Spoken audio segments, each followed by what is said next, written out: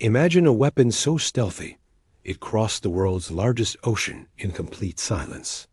A weapon that traveled for 3 days and nights, riding currents of air miles above the sea, invisible to radar, undetectable by patrols. And when it finally landed, it didn't explode with a soldier's cry, but with the quiet rustle of paper and silk in the forests of Oregon, Wyoming, and Montana. This wasn't science fiction.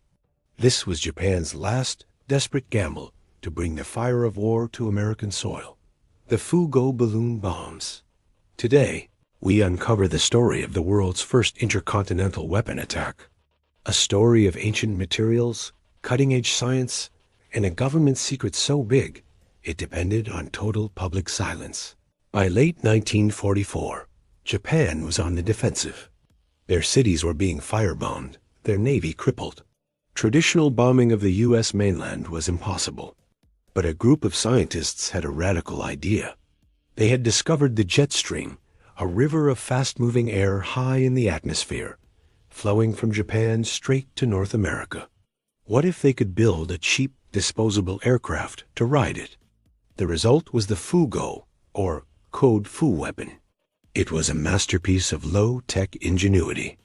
Each balloon was made of layers of handmade washi paper, glued together with a potato-based paste by thousands of schoolgirls.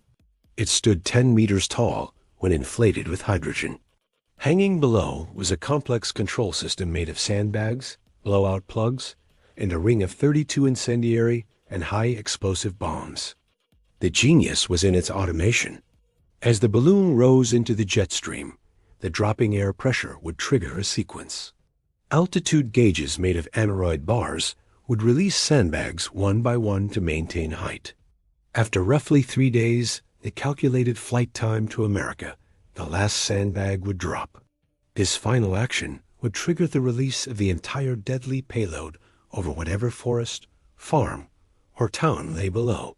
Then, a final self-destruct charge would ignite, destroying the evidence in a ball of flame. It was designed to start massive forest fires, cause panic, and force the U.S. to divert resources to fight home front blazes. Starting in November 1944, Japan launched over 9,300 of these balloons.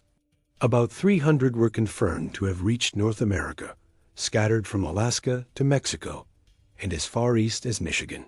They were eerie, ghostly visitors. One landed near a Montana mine, another in a Kansas wheat field. They caused little damage, but their psychological effect was immense. The idea that the enemy could attack without planes or ships was terrifying. Then, on May 5, 1945, a pregnant woman named Elsie Mitchell and 5 children from her church picnic in the woods near Bly, Oregon, found a strange object. As they approached, it exploded. They were the only World War II combat casualties on the U.S. mainland.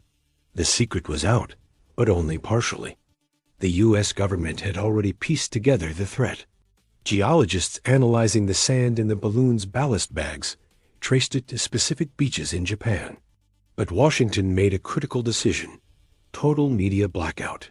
They pressured newspapers and radio stations not to report a single word about the balloon bombs. Why? Because if Japan never heard about successful landings, they would think the program was a failure. No news meant no feedback. The silence worked.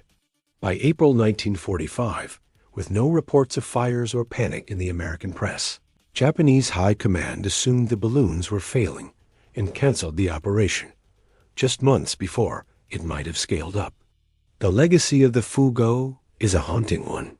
For decades after the war, unexploded balloon bombs were, and still are occasionally found in the remote wilderness of the Pacific Northwest.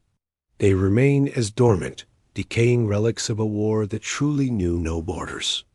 The program was a technological marvel, a strategic failure, and a chilling preview of a world where attacks could come from anywhere without warning.